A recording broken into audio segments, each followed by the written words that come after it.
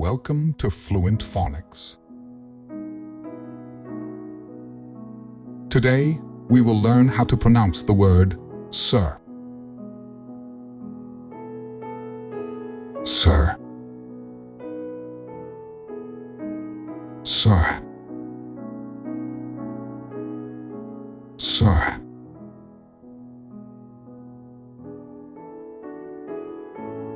Here's an example of how one might use it in a sentence. Excuse me, sir. Can you please direct me to the nearest bathroom? Sir is a formal title used to address a man, typically in a respectful or polite manner, indicating a level of authority, status, or courtesy.